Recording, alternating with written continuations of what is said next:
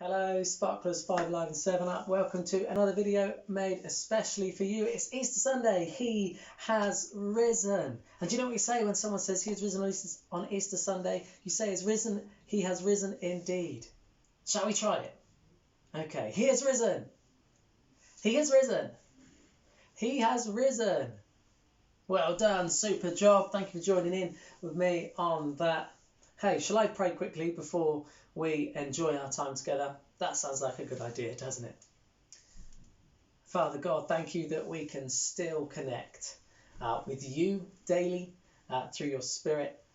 Thank you that we can still connect as Children's Church, as Sparklers and 5 Live and 7 Up through the videos that we've been doing. Thank you that we can still have fun, that we can still learn about you, even though it's a little bit differently because we're not running around in our room at the church.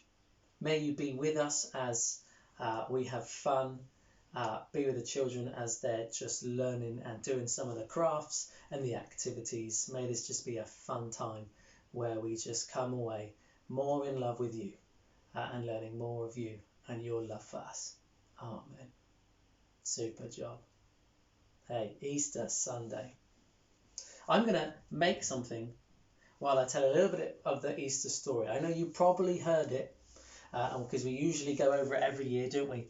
And hear bits of the gospel story throughout the year anyway, because it's a story that I never grow tired of hearing, of what Jesus did for me and what Jesus did for you, that he came and humbled himself to become a human. But it started a long time ago, didn't it? So I'm going to be making something here as I tell the story, and you can maybe be guessing what it is as I carry on making it. So in the beginning, God made the world, didn't he? He took 7 days to make the world, the seventh day being a day that he rested on. But on the sixth day, we did it at the beginning of last year, we looked at creation, didn't we? On the sixth day, he made Adam and Eve. He made the first humans. But do you remember what they did? They made a bit of a mistake, didn't they? They allowed sin to enter the world by disobeying God. They were tricked by a snake. And they ate from the tree, the one tree in the Garden of Eden that God said not to eat from. And they were banished from Eden. They were separated from God. They were in a garden where God walked with them, but they could no longer be in that garden. They were chucked out because of the sin that entered. And throughout history, God was still faithful to the Israelites, his people that he chose. He made promises to Abraham and Jacob. Moses led them, that people group, out of Egypt. And we looked at Moses last year as well, didn't we? How he led them out of Egypt. But they still messed up. They were still going against God. They weren't worshipping him as the one true God. They were still doing bad things that made God sad and upset. And sometimes he was angry. It says his anger was kindled against the Israelites, and Moses would pray, and God would be faithful to those Israelites, even though Moses never saw the promised land.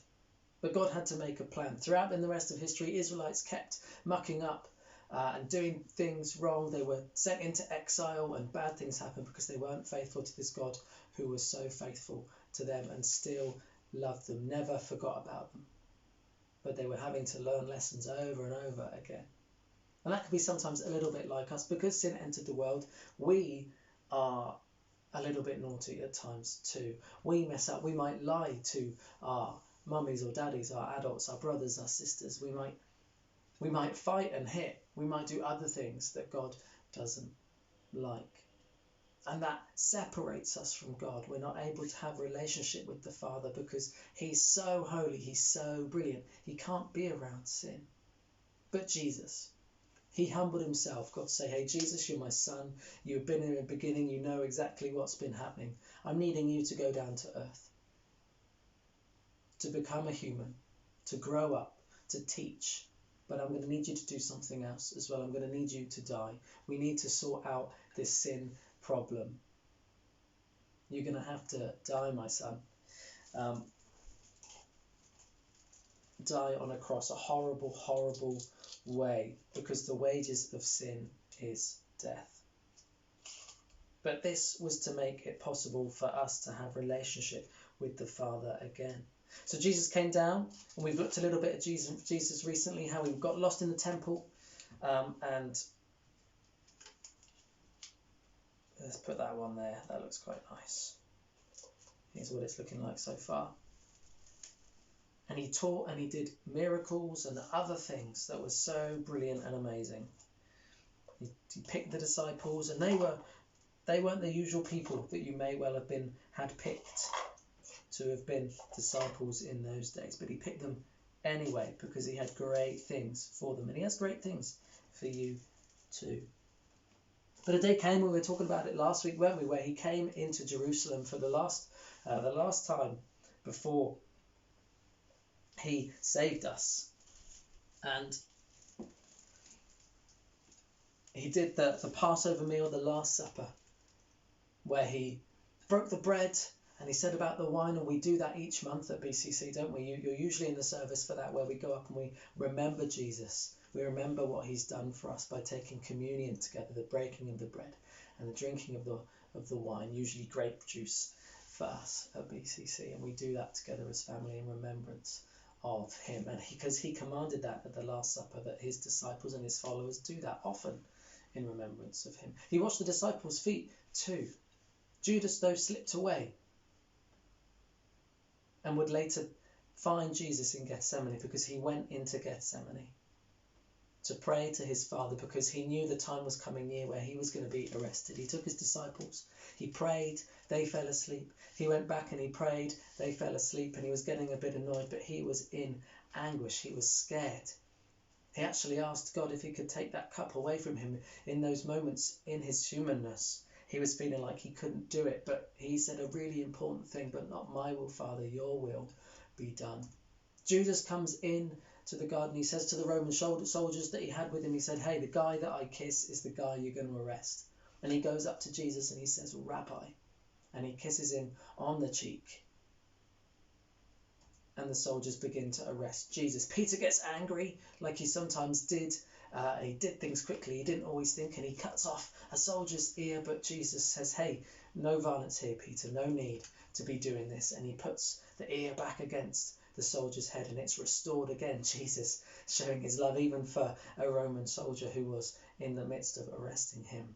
He was brought before Pilate, Pontius Pilate, who saw that he had done nothing wrong. And that's right, Jesus did nothing wrong. He wasn't deserving of what he was going to be going through for you and for me and everyone. And Pilate washed his hands of this. He physically washed his hands. But the people were still crying for Jesus to be crucified. These are the same people that were celebrating Jesus coming into Jerusalem on Palm Sunday, what we spoke about last week. They were whooping and cheering and singing Hosanna, and now they're saying, crucify him, crucify him. And they chose Barabbas, a known murderer, to be set free. Jesus taking the place of a sinful person, echoing exactly what he's doing for you and for me by going to the cross. So he was made to carry his own cross on his shoulders as he was taken to Golgotha and nailed to the cross. A painful, painful, horrible death, but all completely worth it because of his love for you and for me. It got dark about 3 p.m. that day as Jesus quoted a psalm and said, my God, why do you forsake me? As he breathed his last and gave up his spirit, the curtain in the temple tore in two. This was a really important symbolic thing, that this was the curtain in the temple, the holies of holies, where no one could usually go into the presence of God. This curtain was ripped in two, and this would have been a really, really big curtain, probably bigger than that 9 foot of Goliath that we looked at a couple of weeks ago, not too long ago. It was ripped, torn in two, just like that, symbolizing that we could now, through Jesus' death, there was a change. We could approach the Father boldly, because Jesus dying has solved all our sins. We're dead to sin now. We might still do bad things. It doesn't mean we can just do bad things all the time. No, we're still going to want to try and live our best lives for Jesus. We're still going to do the right thing. We're still going to try and be kind. We're still going to try and be humble like Jesus was throughout his life and his ministry. He was taken down and he was put into a tomb that was kindly given by a guy called Joseph of Arimathea. And it was a garden tomb, you might have guessed already. I need to grab one more thing. And he was put into the tomb. And a big, heavy stone was put in front of it. And this would have been the Sabbath the next day. So people would have, Mary, Jesus' mother, and Mary Magdalene and a few other ladies, they were present when Jesus died. They watched him die. Disciples watched as this Jesus, who they thought was coming to save the day, to beat the Romans, to do different things, was dying in front of their eyes. They went and they were mourning. They were upset and they were sad. And they waited over Sabbath, where they're not meant to work on that day. It's that day of rest that God took on the seventh day. And Mary went down to the tomb and was shocked because actually the stone was rolled away.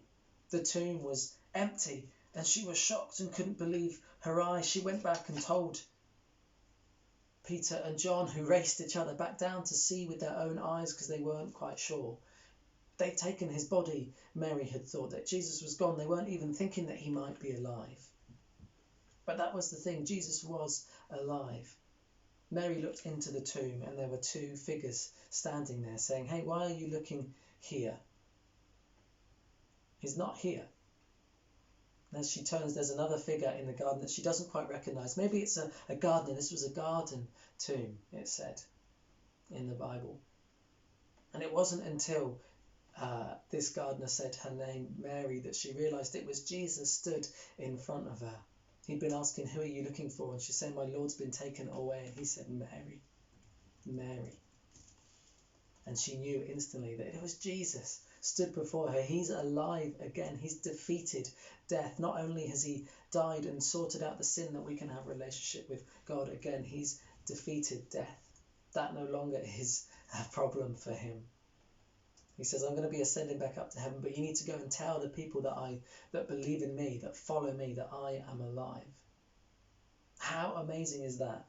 Jesus did all that for you and for me, not just the disciples and the people that believed and followed him then, but he's done it for everyone in history, everyone on earth right now, everyone yet to be on this earth, because he loves humanity so much. He created us to have relationship. And we can have relationship again because Jesus died. That's the Easter story. This is my Easter too that I've made. And that's the crafts that you can do. That's your challenge as well. Take a look on the PDF. Again, that's on the website with all the activities. There's the parent cues there for you adults. There's the God times as well, guys. I hope you've been plugging in and enjoying those times as well, where you've had a little moment to talk to Jesus and spend some time with him.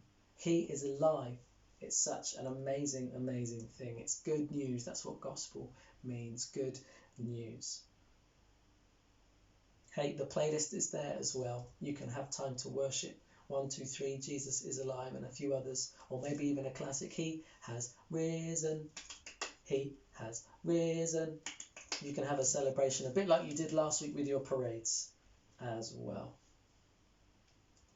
But until then, remember today that Jesus, he died for you because he loves you so much. He wants a relationship with you. That's why he went through this horrible thing, so that relationship with the Father was possible, that we can go and boldly approach God's throne. Even as sinful people, we can approach God's throne because we're clothed in the righteousness of Jesus. Righteousness is a word that just means right with God. We're right with God again, thanks to Jesus dying on the cross.